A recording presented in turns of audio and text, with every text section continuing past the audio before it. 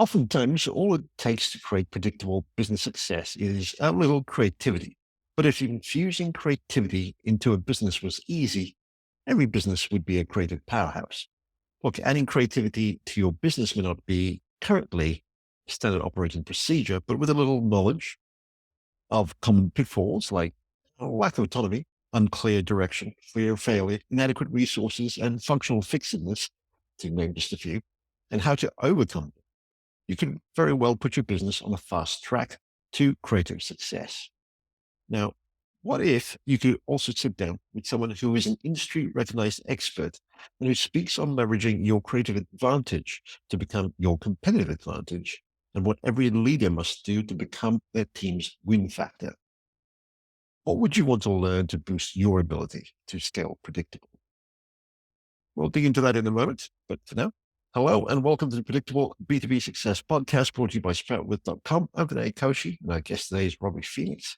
Robbie, you're an industry recognized competitive intelligence expert working with several Fortune 1000 titans with the likes of Live Nation, Verizon, AT&T, and have contributed well over $254 million to them. I believe your media team reaches well over 140 million US households and global radio listeners. You're also a music artist who's earned well over 30 million song plays and a daytime Emmy submission in your debut release. You're a keynote speaker and strategic marketing advisor. As I've said before, Robbie shares with entrepreneurs and top business leaders how to leverage one's creative advantage to become your competitive advantage. Perhaps it's worth picking out a few achievements. There's a long list here, but you've overhauled the performance of 3 strategic products by conducting intensive competitor pricing research, contributing to well over 40 million sales revenue growth in just 6 months. You've been recruited to collaborate directly with Chief Marketing Officer and VPs of Product and Marketing and Global Pricing to build a large-scale database earning well over 120 million US dollars in Fortune 1000 sales, and of course, 108 million plus in sales pipeline in just 6 weeks. Robbie, I'm curious, you seem to straddle both the music world and the tech world. Which came first? If you rewind enough far back in my life, like many, it's like we're all raised and told with the best of intentions to start nurturing in your preteens and your teens, like what's your passion? And somehow in America, at least the US, we're told, whatever we told you about all that, get a real job, man, get a haircut, go find the career, do something white collar. You don't want to do roofing for a living.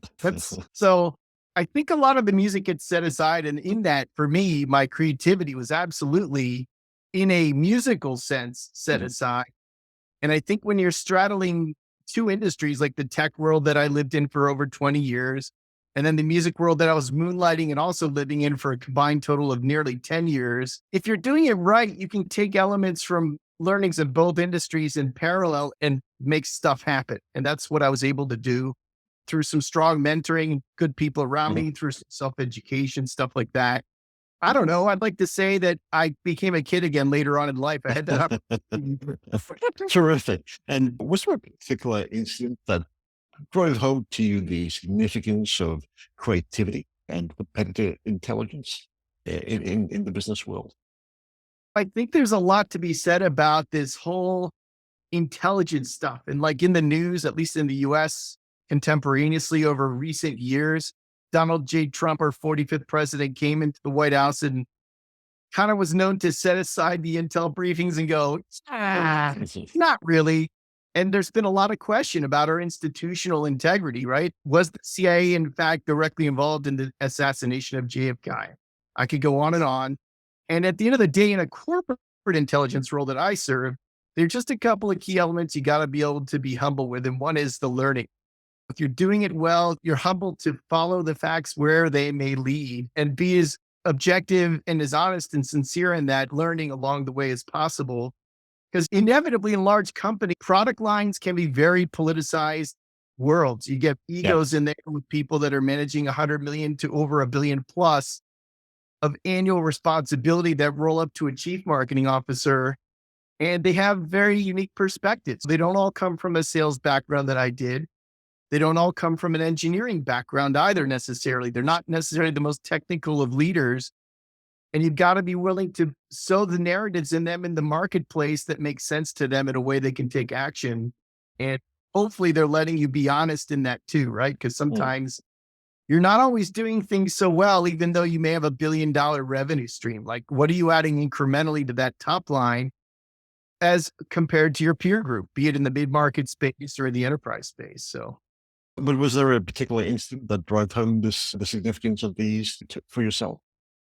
honestly, it stumbled into me. I'll be frank with your Right. listeners and humble and say, I think because of my discipline in sales and because of my learning that was nearly continuous in an engineering role, I was assigned to different responsibilities. And one of them was to work out of Philadelphia for a while.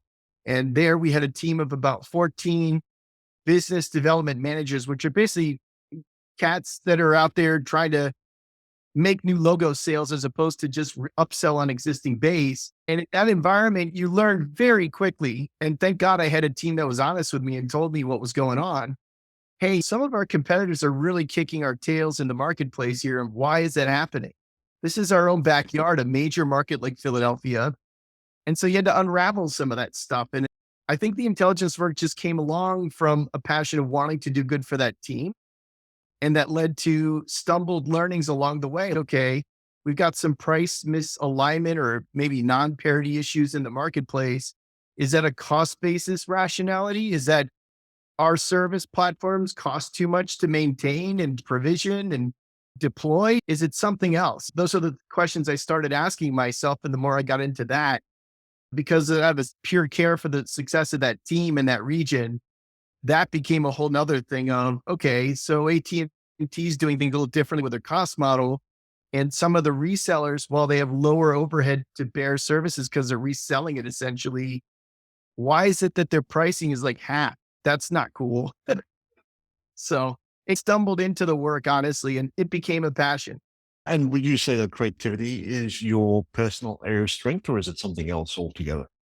I really have taken some coaching on this recently to ask myself a variety of questions. Like you, you go nose diving into the music industry, and I assure your listeners, it's not for the dollars and cents initially, because mechanical royalties, selling your CD is a long gone value proposition for someone who wants to make it an entertainment, obviously. So you got to ask yourself, why are you doing it? What's your ethos? What's your brand? What is your brand about? Why are you doing what you do? And similar, oddly, when I was in Philadelphia, again, back to that example, why did I want to be in Philadelphia? I could have been in New York. I could have been in probably what was then Columbia, Maryland, one of our offices there. And it came down to care. It came down to a lot of care for the leadership and for their Mm. responsibility. It came down to care for the business unit as well as the overall business, which then was a $2 billion revenue earner inside of that Fortune 1000 company. And it came down to, are there better ways of doing things? And that's the ultimate win. And you get underneath how businesses operate and you're there long enough to figure out, you go through a couple marketing campaigns and they're taking these big wrecking balls into the market and Verizon, a major player. Is there an opportunity to optimize that? Is there a way to rethink the way that they've been in fact doing things? And certainly enough, that was the case from my vantage point, humbly, having been a top salesperson. I saw the world very differently, and that Mm. creativity led to unique campaign design concepts and unique practices within that workflow. And I was willing and able and fortunately positioned to work with some of the people who were leaders in the campaign management function and some of the people in the data marts that were pulling all the data I wanted them to pull to make these campaigns a little more unique and successful. And in that area of strength, what would you say is something that businesses don't know but should? I really feel like the larger the company, and this is just my own personal experience, and many may resonate with this. I think the larger the company, the more challenging it is to find those high performance, quiet individual contributors that know a lot, right? If I hadn't been in sales before all of that, I Mm. wonder if anyone would have paid any attention to my ideas, to be honest with you. I think because of the cachet of that background, and because of the people that were around me, assisting me in that success, there was a little more traction. There was more receptivity and an ear from senior leadership to go, yes, Robert's got this campaign concept with a bunch of these ordering codes and circuit codes. And what does this all mean? Let's give him a little time on our calendar. Let's hear Mhm. him out and see why he's thinking this and why it may help against big Goliaths like AT&T and so on. And that I think that helped a lot. I don't know that it's always that big companies, frankly, do a very good job of not only identifying the true talent in their ranks, because, it's Mhm. always like word of mouth and who, like, that's high school, but you really got to get underneath your workforce and understand why they're doing things the way that they do and where their creativity's at and how to motivate them in that to be successful. And I think that's where I was very fortunate that I had good people around me that allowed me to do it that way. It's interesting just listening to you. You obviously exhibit a level of care and creativity that perhaps most people don't or can't, because there's almost a separation, if you will, of who they are at work and who they are perhaps at home or in other spheres of life. Why is that different for you and not so for other folks from your observations? I'll be humble and offer you two perspectives on me. I Mhm. think there was the quiet worker bee that didn't want any of his personal life going into the corporate domain. And that was true. That was not a very authentic me in my early career. In the first, say, two-thirds of my career, I was not very open that way, although I was Mhm. very social. I just didn't bring my personal life into the workplace too much, I hope. And I think the other side of it, though, was I think at the end of the day, if you're really impassioned to do something that means something, and I look at the times that people are living in today, and I have a big heart for there's people out there in the marketing line or people out in the field that are selling that are looking at the results. And I know one of my former employers I was with in a couple of meetings with over recent months, and it saddens me that they're going to be soon announcing a significant reduction in force.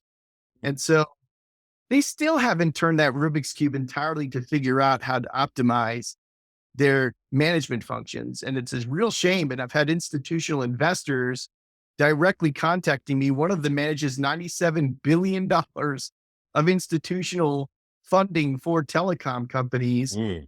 And they're wondering why there's all this compression of revenues in the enterprise space where I served for a number of years. And so at the end of the day, it's really about getting underneath that employee and allowing them to be free spirited, innovative, taking risks, because there's such not an appetite anymore, it seems, for experimentation and the learning along the way. And there were certainly aspects of my work that took years to develop, literally. And yes, there were moonlighted options. They were not part of my regular day to day. They didn't say, hey, go take 2 hours a day and go figure that out, Robbie. That's awesome. It's more like, yeah, you're doing this on the side. Great. What are your results for what I needed from you this week? And that was fine too, because I was Mm. impassioned enough to do a little more. But I think that companies need to be willing to allow their employees to experiment and take those risks and to be creative and innovative, to work cross functionally. And that's, again, I think a very strong sign of leadership in my humble experience is these big companies that draw these arbitrary lines between sales and marketing, and similarly between functions within the marketing stack. So product versus IT versus people in campaign design and execution. They shouldn't be quite so siloed. When you get Mm. down, you got to open up those doors and those conversations if competitive intelligence, in fact, is going to play a strategic role to compete and win. And that's what, again, I was very blessed with the people around me that were willing to do that with me. So, for those of us who are listening to this and who perhaps lead teams, a business or an organization, it would sound as though the best way to address these issues would be to have a culture that fosters these kinds of dialogues and creativity and looking at competitive intelligence on an ongoing basis. So, I hear the kinds of things that you're doing as an individual. Is that a good place to start, or does it really need to start at the top and work its way down? I'll just be very candid on this one, and I think I really need to be for your listeners. If you think your solutions are coming top down, don't hold your breath. And my industry is a classic example of that. They're Mm. laying off thousands of people every month in telecom to this very day. It's been going on Mhm. 20 years. The purge has been going on because the executives never, unfortunately, got it collectively correct and right, which is to say, are they in fact sequentially and consistently growing their revenue line and in a way that's accreted to not only the top line, but ultimately the results on the bottom line for EBITDA or EBITDA, whatever measure that you're using. And if that were so true, just from my life experience, humbly, I'd have to say they wouldn't be having these purges of employees. Practically speaking, we all have learned from our MBAs, culture counts, architecture routines, all this good stuff you learned at Harvard. And I've read all those business cases or many of them, Mhm. and at the end of the day, in practicality, it really comes down to 1 to 2 levels above in your leadership pool, wherever you sit in the organization, whether you're a midline employee, where I was a midline employee for about a third of my career, or if you're mid senior role, where I was for another third of my career plus, or if you're in a senior leadership role where you have an executive or pseudo executive reporting structure that I had as an intelligence lead. I had 15 senior executives I reported to directly at any one time that were tossing me work left and right. And you've got to be willing and able as a leader to carve out that culture inside and inculcate that inside of your business organization. Mm. Don't rely on your president, with all the great respect to presidents, because they mean Yeah. don't rely on your C-suite either, because they're going to give the same old baseball card pitch that, the analysts are asking them to do and their CEOs asking them to do in their board. They look great in front of their boards or in the conferences when they're interviewing. It really comes down to a level or two underneath that typically where they're going, okay, Robert's got 80% of his focus and hitting 140% of his goal in year anyhow. Let's cut him loose on that other 20% of the time and see what he actually does. Mhm. Because how he does things is that different, that radically new. And he's willing to take the risk. He'll take the hit if the ROI doesn't come in or the revenue doesn't hit the goal. And yes, of course I would, because I knew Mhm. what I was doing. I had a team around me that knew what they were doing with me, and we just knew we could do it better. Ultimately, that's what it came down to. Now, let's assume that you don't necessarily have a good team that buys into this way of thinking. How would you go about creating that culture that is required to build out a competitive advantage? The first thing I always asked when I was training salespeople years and years ago, they propped me up as like the archetype because I was doing so well. They'd never seen sales results like that in over 30 years of the company. Well, and I used to get the jokes in and out of work. Hey, are they backing up the Briggs truck this week for you again, Robert? That kind of stuff. Or I get like the quiet, they didn't like me and they didn't trust me because I must have been like the mob to make that kind of living in Mhm. sale, which is never true, never honest, never very genuine. But at the end of the day, there was a certain level of trust and credibility that came with having a background that was a phenomenal sales success. And I think the first thing I always asked everyone I would cross train in sales is why.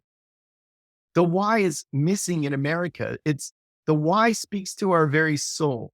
Why are we there doing what we do every day? And if I didn't get a satisfactory answer candidly, I'd kick him to the curb. I wouldn't want anything to do with him.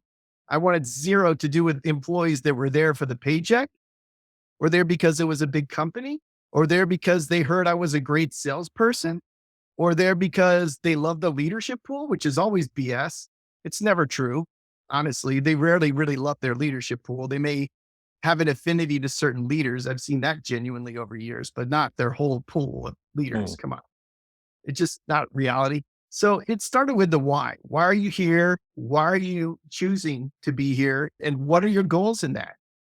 And from there, you've got to give them the freedom to really figure that out because that's not always an easy answer. People get wrapped up into careers for all kinds of reasons. They're usually, like I said before, hey, congratulations, Johnny and Jill, you just graduated.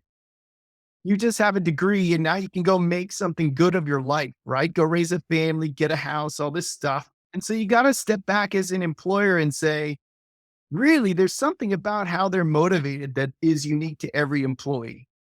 And I was very blessed again to have the freedom to go into my own teams, building it hand by hand, person by person. And I screened dozens of interviews and resumes every single hiring that I did. And I'd throw the questions at them. Why are you here?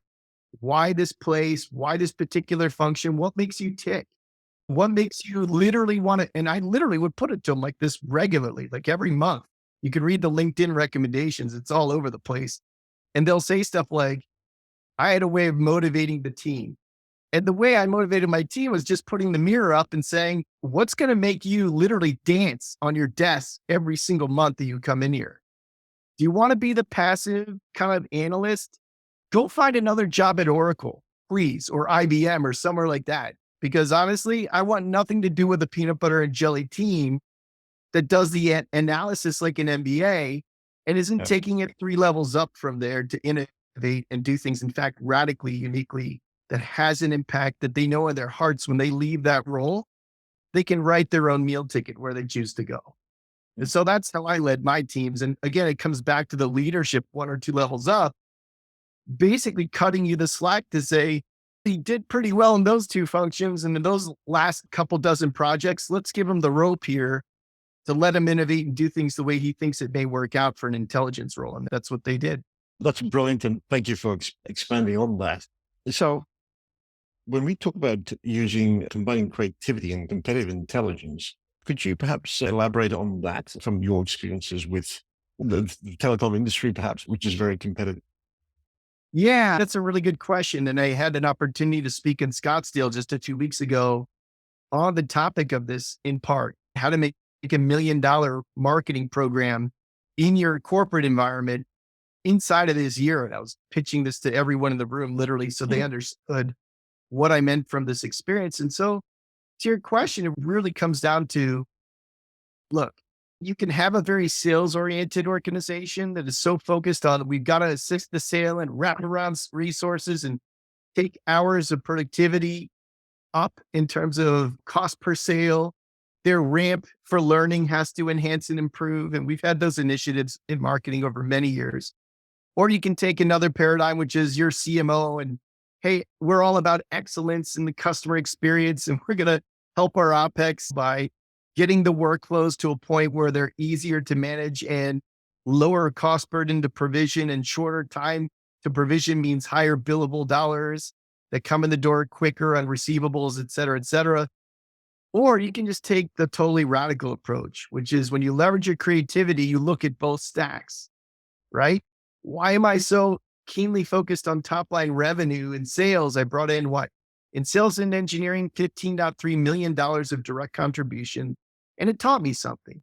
It taught me that if you want to innovate, you need to be rather creative in the tool set that you resource yourself to succeed. Because the companies will never give you the full cookie on how to sell.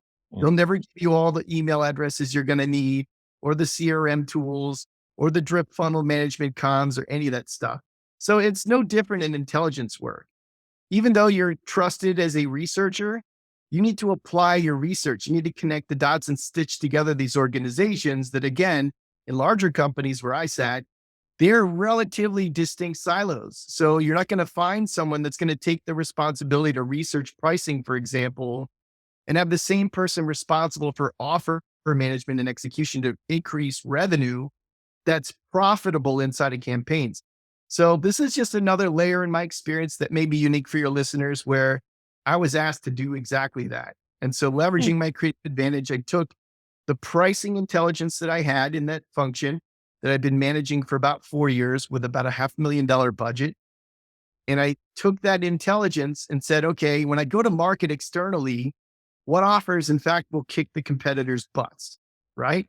What do I know will land so resonantly in sales that they're going to literally step into this offer plan and want to hit home runs because it's so lucrative for them to not, right? It's got to be that bold.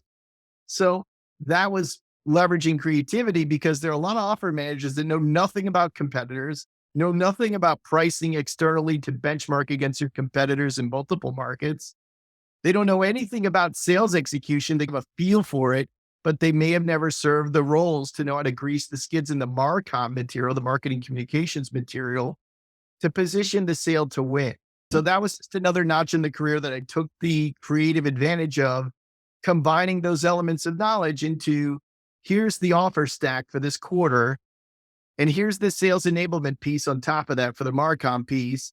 Oh, by the way, the executives are all up and down on their chairs on this thing because they're putting in millions into the program, and the pressure's literally on me, right? So every week I was reporting in those results that led to a lot of the stuff you're seeing on my LinkedIn profile. So the $2.2 million Fast Start program netted in 17 business days. It was the highest profitable, single highest revenue earning program, in fact, as well, inside of that quarter.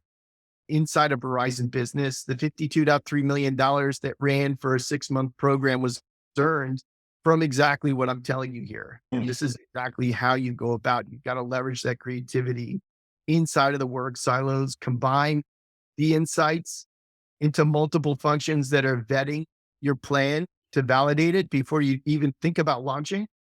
And you've got to do your homework. Are there principles or a framework that you use to leverage what comes innately to you, this creativity? Yes. Truth be known, part of way behind me, the music world has always been a safe land zone for me to step back from the work Mhm. because I was a bit of a workaholic for many years. So having that is very important. I'm not exaggerating that I've been on vacations where I pulled all nighters before vacations to get the work done to a level of satisfactory plus, let's say. And there've been vacations I've taken work with me many times. There've been evenings that just routinely or weekends that I'm putting in on top of that and getting calls at up to 11 at night Mm. by my field sales teams to support them.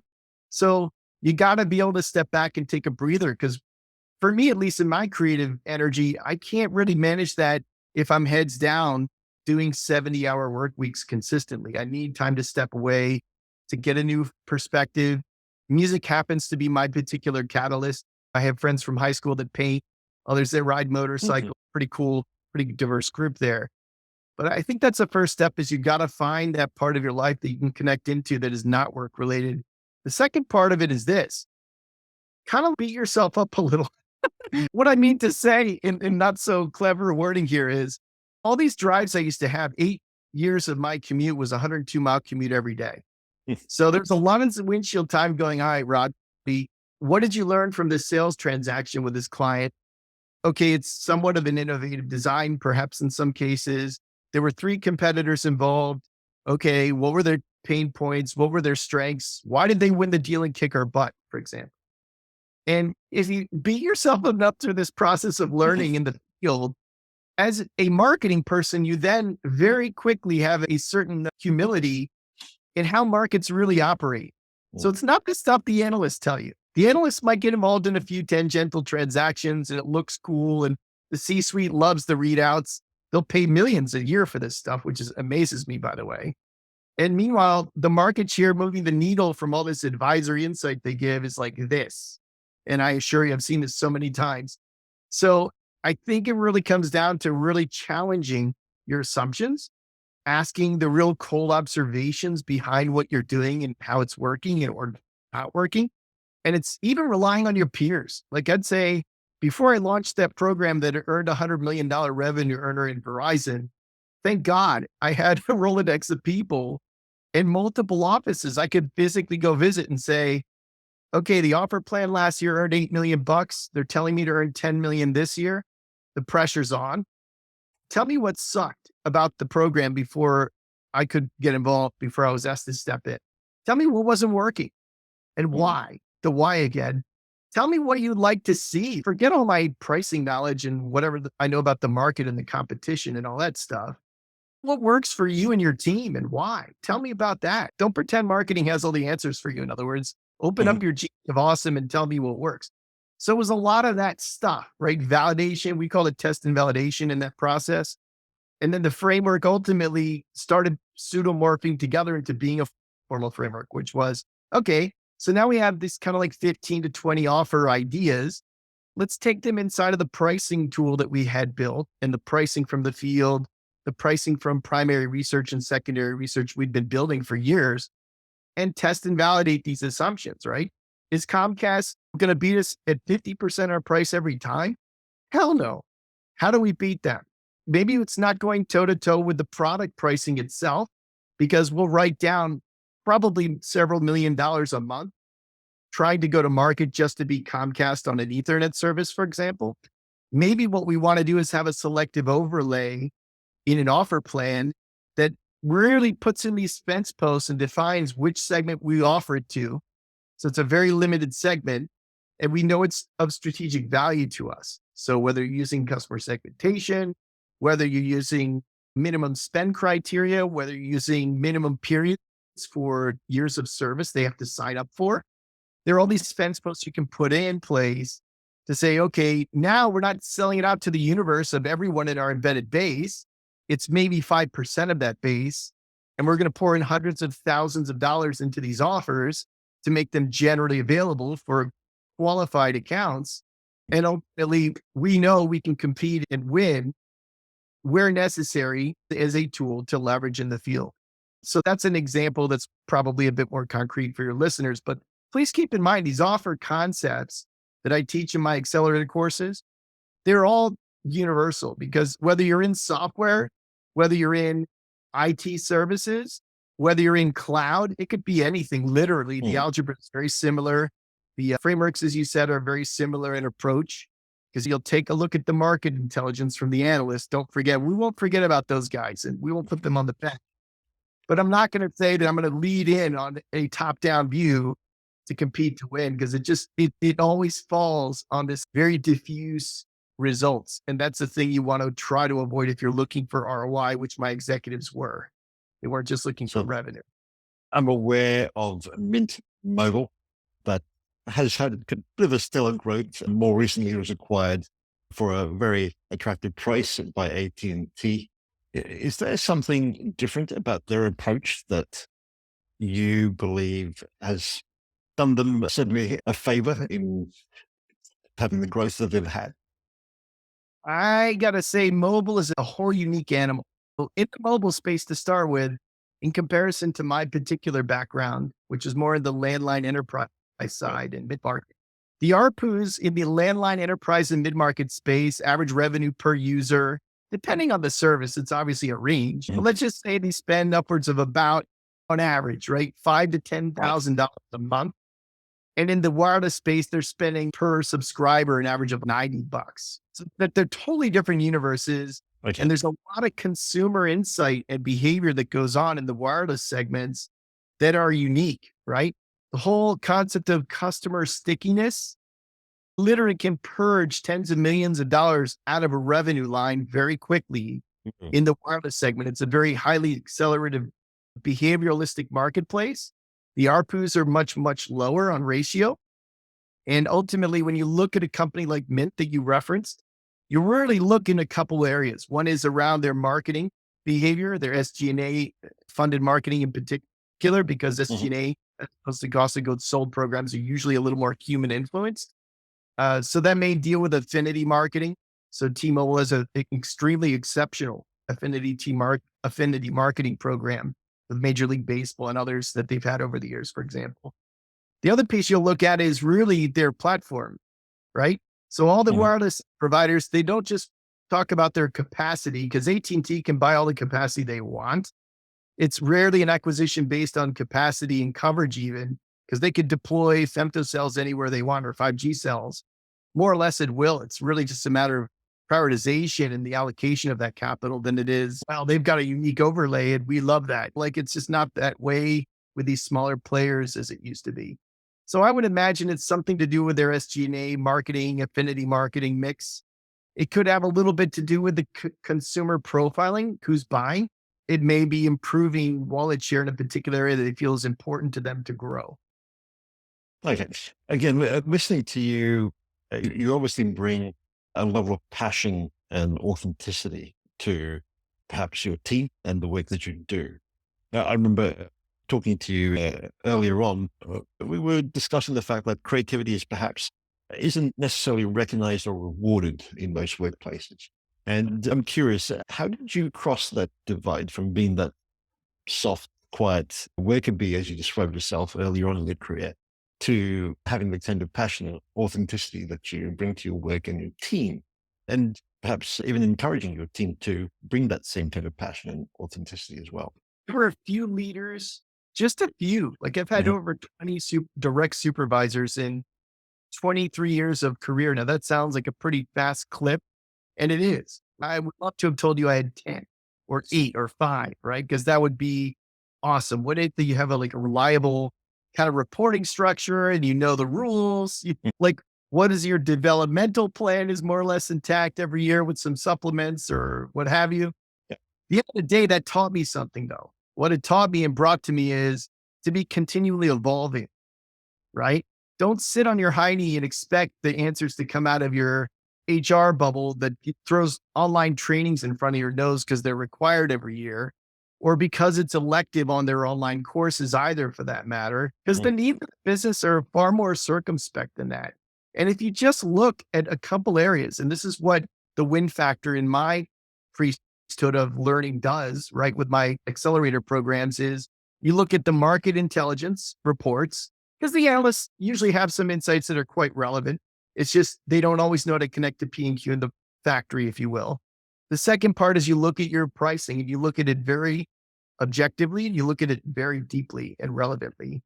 And the third area you'll always want to look at, obviously, is your financial reports and your marketing line results, right? When you start piecing and stitching all this together, there are just too many awesome questions that one will ask themselves in a career, right?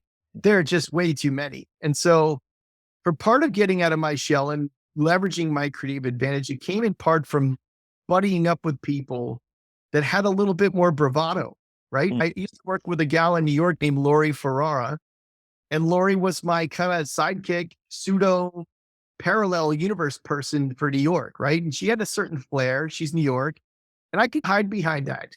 Like, I would write the reports and some of the write ups, but at the end of the day, I had someone that could be with me through that experience. I don't like using the word journey because it means it's too cliche a thing in today's world, but it really was an experience to be in front of Lori Mhm. and see her take on the leadership with their very banal assumptions with what the market really was. Because she knew New York, right? And she was going to Mm. let them know that. So there was part of that in that experience, and the other part of it was you get a lot more power when you get multiple people wanting to do the good in your heart that you want to bring to the company.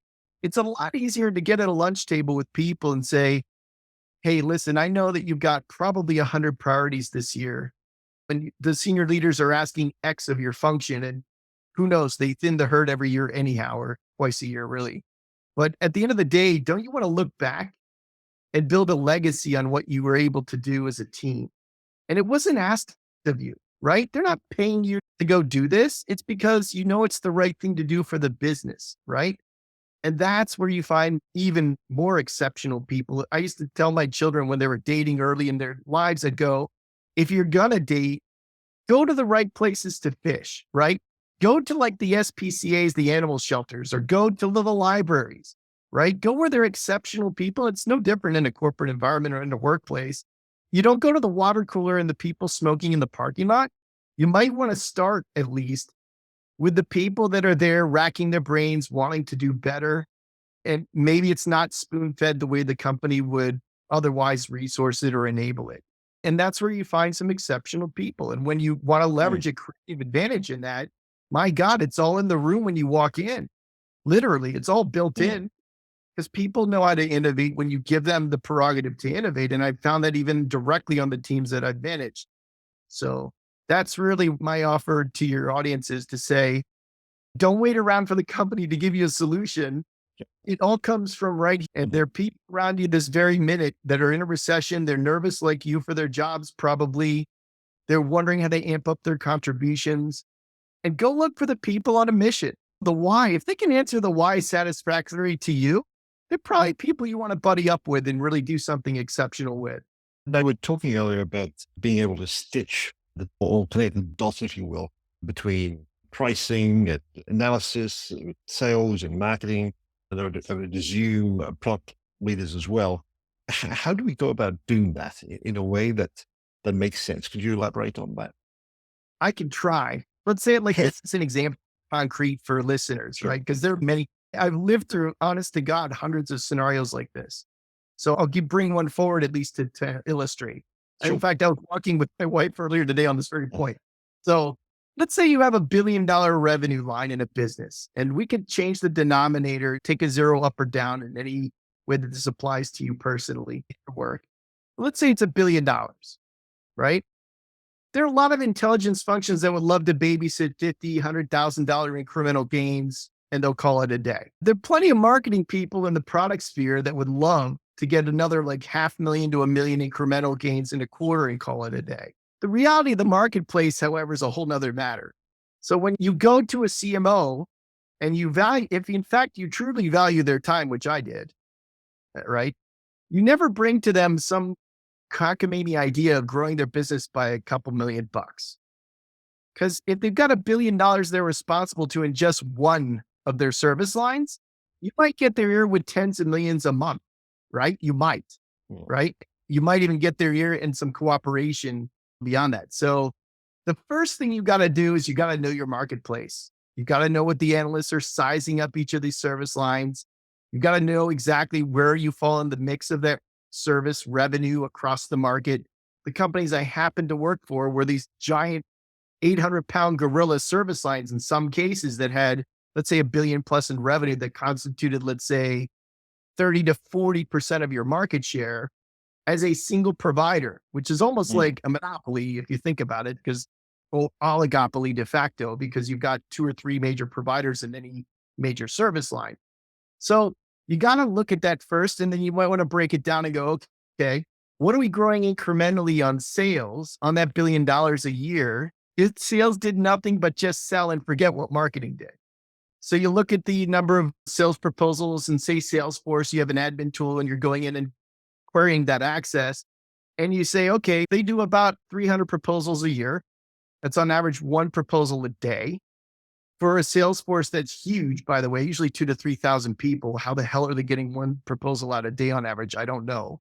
Something's broke there. Let's just be honest. Let's just look at the numbers. And what's the ARPU per sale?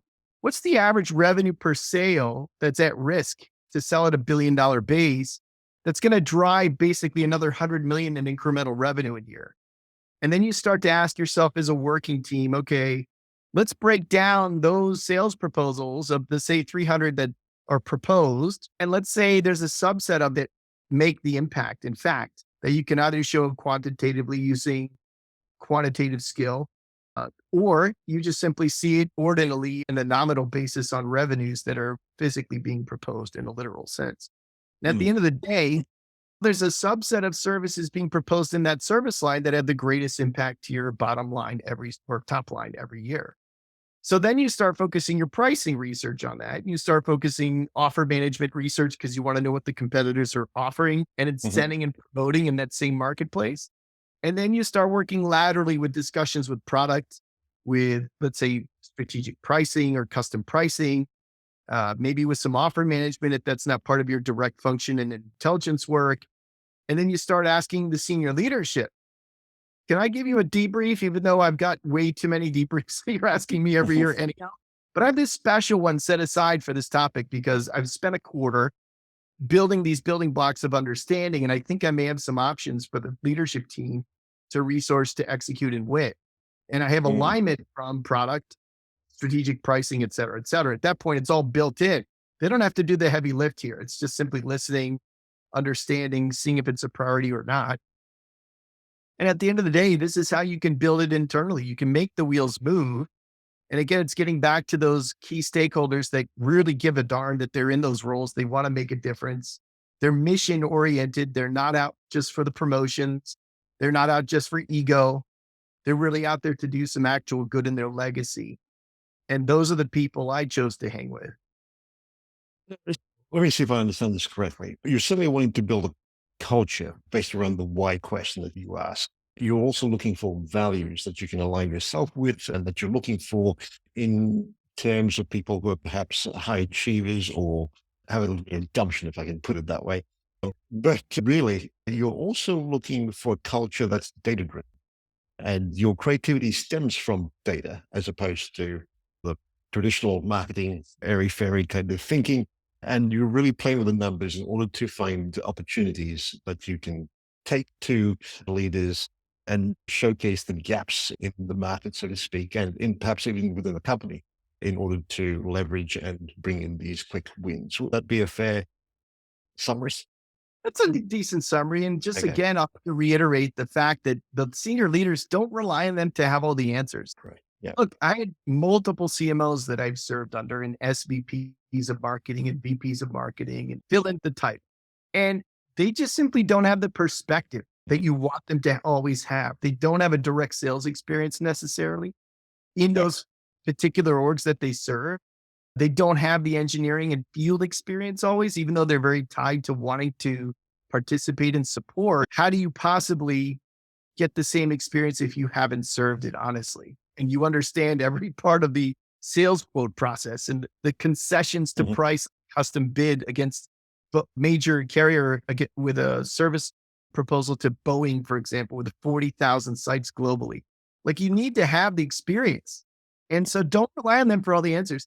The other piece is make sure that you're doing your homework at the market intel level initially, which is your top down view, because the C suite will be more receptive to you've done the homework, right? You've baked it a little bit. The second part is look at that pricing intelligence and be very, very careful and thorough and fact based with all of that. And when I say data driven, you mentioned that earlier, you did it all over LinkedIn and on resumes. I am known to be a pricing expert. So it drives me nuts when people go, it's all data decision making. And is it really? What exactly are you doing for your pricing intelligence? And that could be a whole nother episode, incidentally. But if you're relying just on primary research and you've got a very small sample of pricing examples, you're probably not doing your homework with Mm. great respect.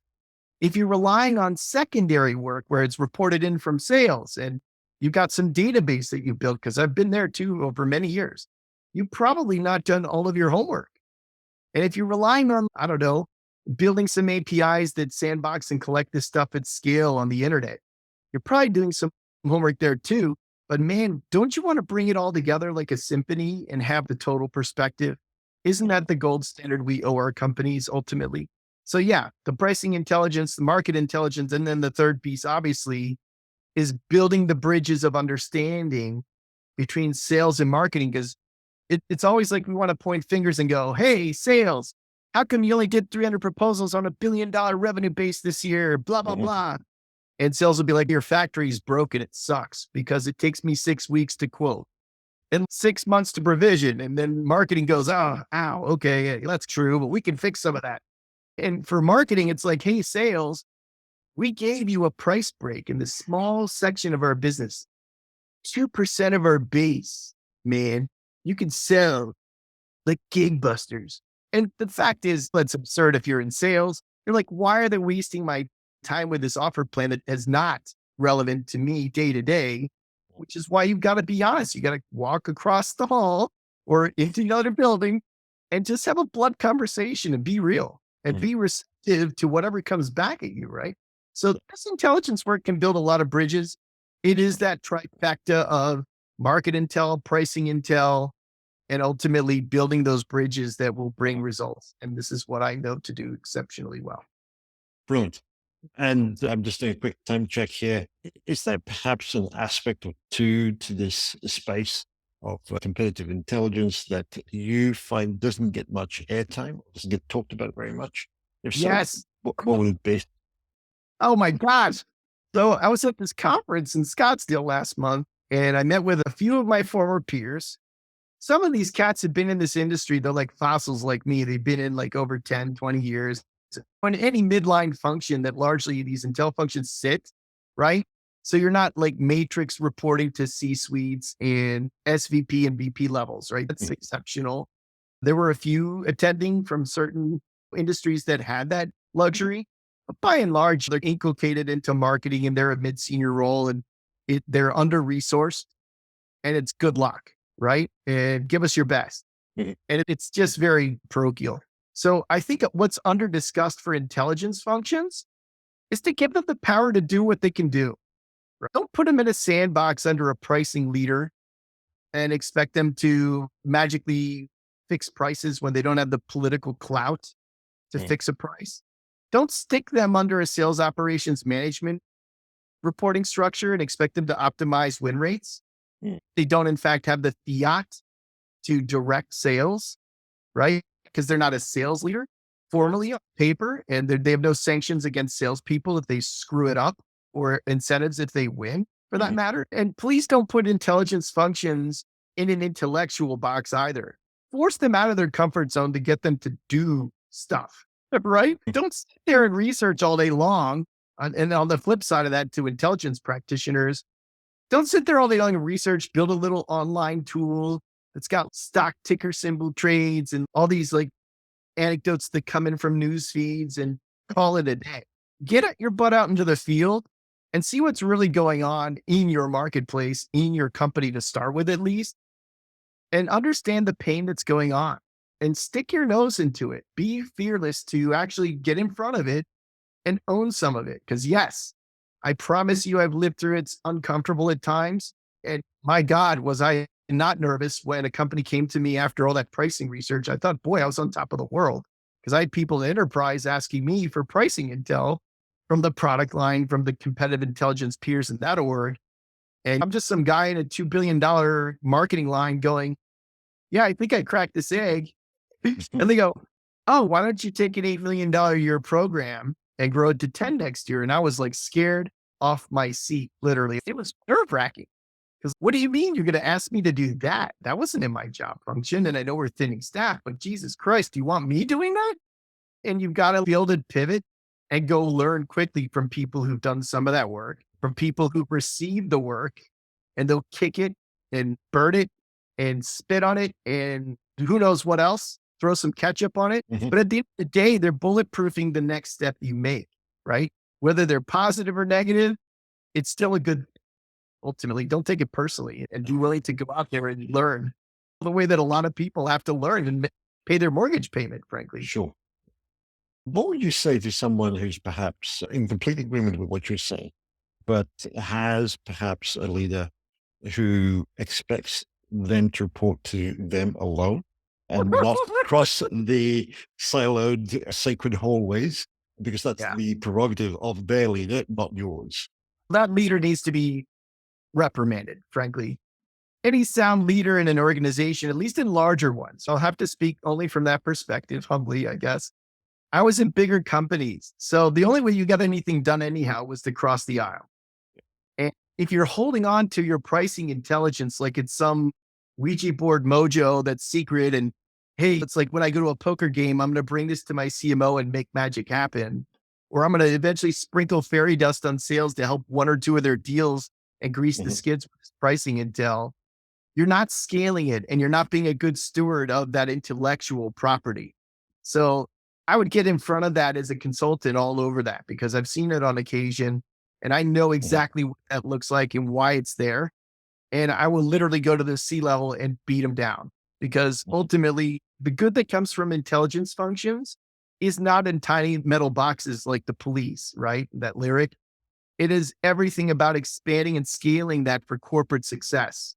And that's the truth, right? And sometimes that truth isn't comfortable. They may see a narrative in that pricing that has in fact been validated and collected correctly through primary and secondary research and that reporting internally by sales, where that trifecta of knowledge may not be comfortable for some. But at the end of the day, if you're going to be beholden to institutional investors or private investors' equity, you darn well better be sure you're stewarding that correctly. And so I think for intelligence functions, you really got to say, hey, look, if you're keeping me in a box and I know a lot and I can Mhm. do a lot good, you either have to go out of that org and literally jettison out like you're going out of an airplane, right? And find another land where you're comfortable or challenge your leadership head on and say, look, I don't appreciate or value the fact that this intelligence is in a sandbox and it's not doing its best good for our shareholders. And I would be more than comfortable to have that conversation with our chief marketing officer. Would you like to put that on calendar in the next week? Like literally put it out there. Because Mhm. I think ultimately, if you're not doing that, you're not living your best. And the intelligence is not seeing the light of day the way that it in fact should be. Thank you for that. To wrap things up, Robbie, if you were listening to this episode, what would you say would be your top takeaway? I think I'd have to start with innovation by leveraging creative advantage. Allow yourself 20% of your career experiences. Notice I didn't use the word Mhm. journey, cliche. Allow yourself 20% of your career to tinker with success, to actually uncover exactly what it is in your marketing line, in your sales line, in the culture to which you're Mhm. managing your employees that allows that success to flourish. And don't be scared. Don't be scared to challenge yourself in that and work with others. Brilliant. And you're currently doing a lot of keynote speaking. So if listeners are curious about that, would like to find out more or connect with you, where would you recommend they head to? Sure. First and foremost, you can text me directly at 33777. Just text the word Robbie, Robie, again to 33777. You'll get onto my Robbie Phoenix Win Factor distro list and curation. The second way, if you want to reach me directly, if you're looking for either coaching, project management, insight, just anything along those lines, we do offer accelerator courses. That would be through LinkedIn. And you can connect with me there under Robbie, Robie. And my last name is Z as in zebra, EAS as in Sam, Robbie Zias. You'll find me out there on LinkedIn. We'll include links to those in the show notes. Robbie, this has been fascinating. Thank you so much for doing this. Well, Vinay, it was all my pleasure. I thank you for your insightful questions. This was fun.